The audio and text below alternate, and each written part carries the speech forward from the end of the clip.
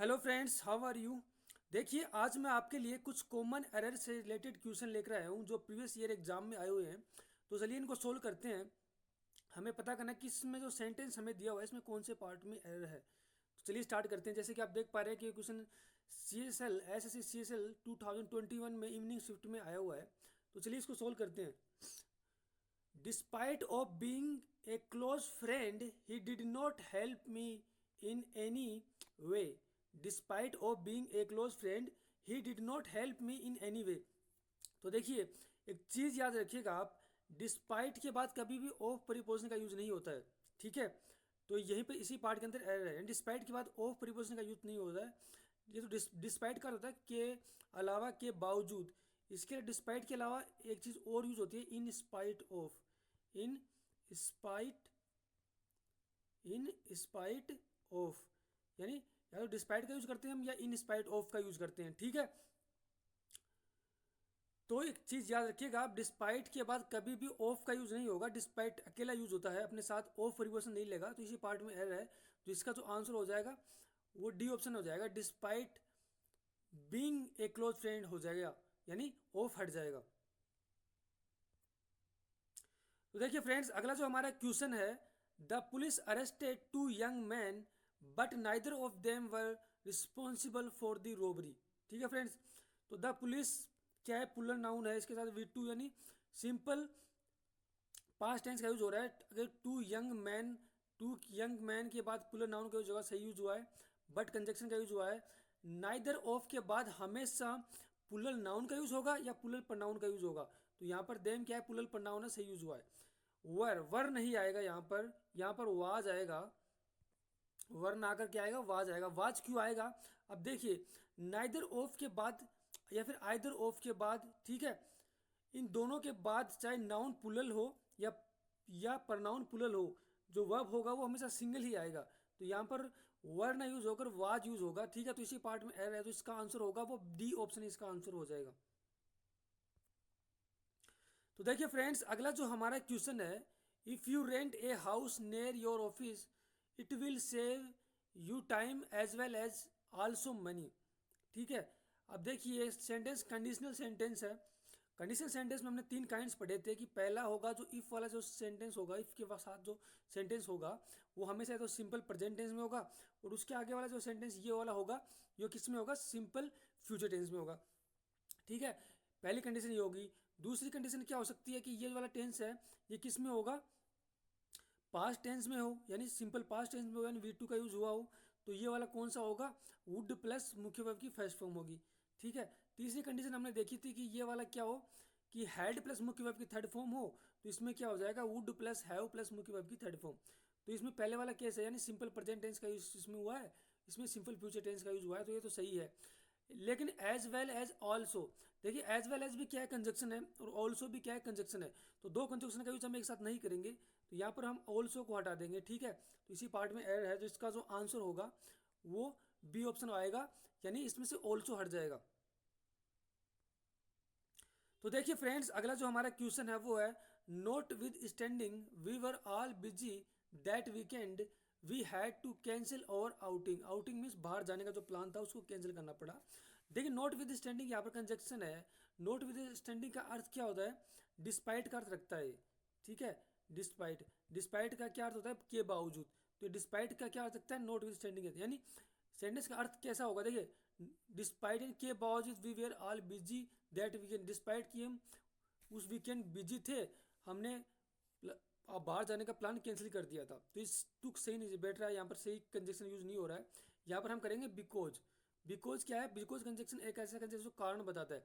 Because we were all busy that weekend, क्योंकि हम उस वीकेंड में बिजी थे, इसलिए हमने बाहर जाने का जो प्रोग्राम था वो कैंसिल कर दिया। तो इसका मतलब यहाँ पर क्या होगा, नोट विद स्टैंडिंग ना यूज कर कौन सा कंजक्शन यूज होगा, बिकॉज यूज होगा। बिकॉज कंजक्शन हम यहाँ पर यूज करेंगे। तो इसी पार्ट में एरर है, जिसका आंसर होगा वो सी ऑप्शन हो जाएगा। तो देखिए फ्रेंड्स, अगला जो हमारा क्वेश्चन है वो है, व्हेन आई वाज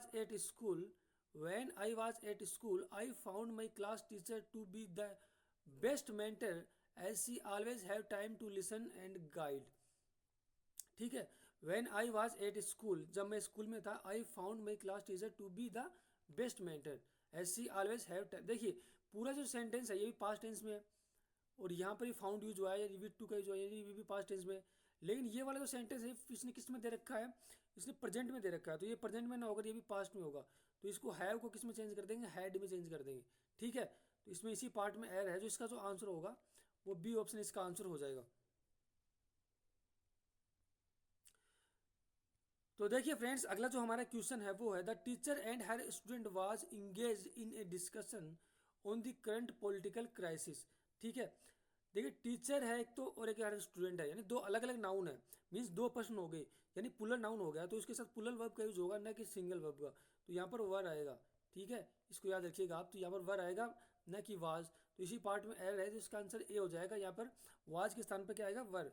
एक चीज़ याद रखिएगा, इंगेज के बाद हमेशा इन प्रीपोजिशन का यूज होगा, इसको आप याद रखिएगा। तो देखिए फ्रेंड्स, अगला जो हमारा क्वेश्चन है, my brother lost he job during the lockdown but he had got a new job now.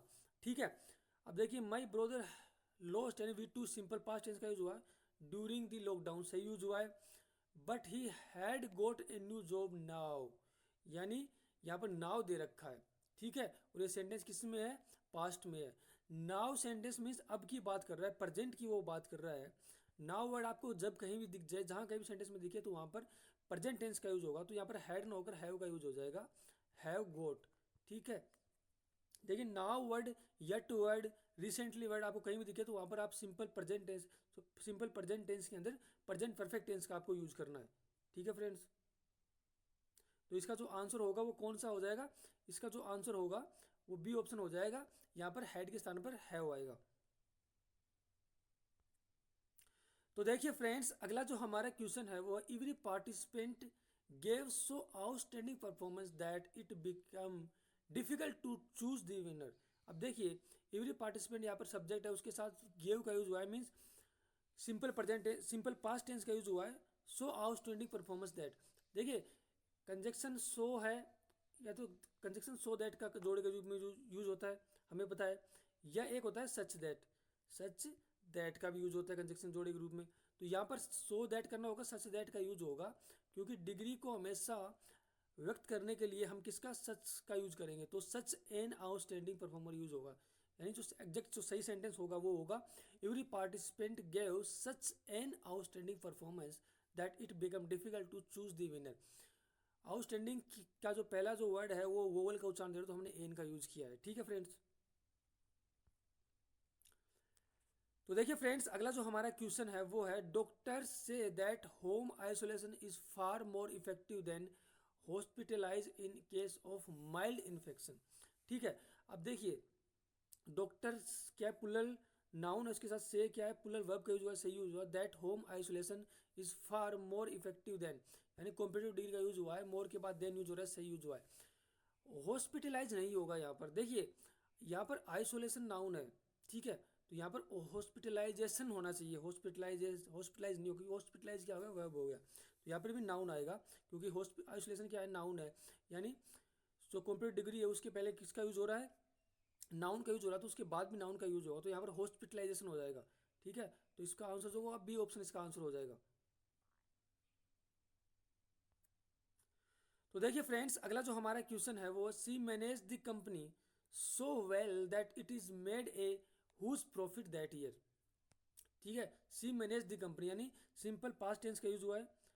ठीक है, सो वेल या कंजक्शन है, दैट इट इज मेड नहीं होगा, क्योंकि सेंटेंस किसमें, पास्ट में है, तो इट इज हट जाएगा, मेड हो जाएगा, तो एग्जैक्ट जो सही सेंटेंस होगा वो ऐसा होगा, she manage the company so well that is हटा देंगे, it made a huge profit that year. तो इसका जो आंसर होगा वो बी ऑप्शन होगा, यहाँ पर इज हट जाएगा। ठीक है, पास्ट में हुई हो जाएगा ये सेंटेंस भी।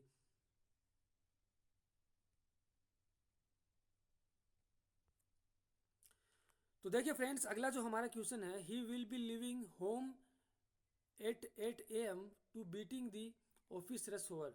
ठीक है, तो ही विल बी लिविंग, यानी किसका यूज हो रहा है, फ्यूचर टेंस का यूज हो रहा है, 8 AM बिल्कुल सही यूज हुआ है। टू बीट नहीं होगा, देखिए टू के साथ हमेशा मुख्य वर्ग की फर्स्ट फॉर्म का यूज होता है, कभी भी जीरेंड का यूज नहीं होता है, टू प्लस मुख्य वर्ग की फर्स्ट फॉर्म का यूज होता है, तो टू बीटिंग के स्थान पर टू बीट हो जाएगा। तो इसी पार्ट में एरर है, जो इसका आंसर होगा वो सी ऑप्शन हो जाएगा। तो देखिए फ्रेंड्स, अगला जो हमारा क्वेश्चन है वो है we have decided to spend over time play online game as we will not go out on vacation this year. ठीक है, तो we have decided to spend over time, play ना होकर यहाँ पर क्या आएगा, प्लेइंग होगा, यहाँ पर जिरेंट का यूज होगा। ठीक है फ्रेंड्स, तो यहाँ पर प्ले ना होकर क्या हो जाएगा, प्लेइंग हो जाएगा। तो इसी ऑप्शन में यही ऑप्शन इसका आंसर होगा, यहाँ पर प्ले के स्थान पर प्लेइंग होगा। तो देखिए फ्रेंड्स, अगला जो हमारा क्वेश्चन है वो है the prime minister chair a high level meeting with senior official to review the covid situation.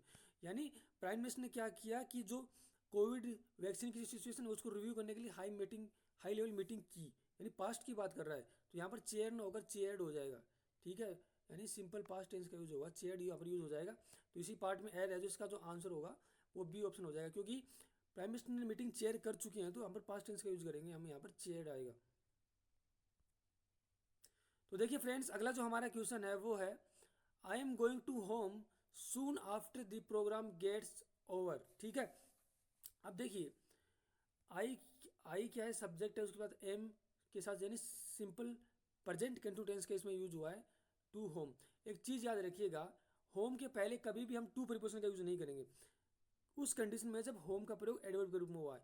अब हमें कैसे पता चलेगा यहाँ पर होम का यूज है एडवर्ब के रूप में हुआ है, क्योंकि वर्ब के बाद आ रहा है, वर्ब के बाद हमेशा एडवर्ब भी आता है। ठीक है, तो यहाँ पर होम है तो यहाँ पर टू प्रीपोजिशन हटा देंगे। देखिए काफ़ी बार एग्जाम में आया होगा, इसको याद रखिएगा, होम अपने बाद टू प्रीपोजिशन कभी नहीं लेगा, इसको आप याद रखिएगा फ्रेंड्स।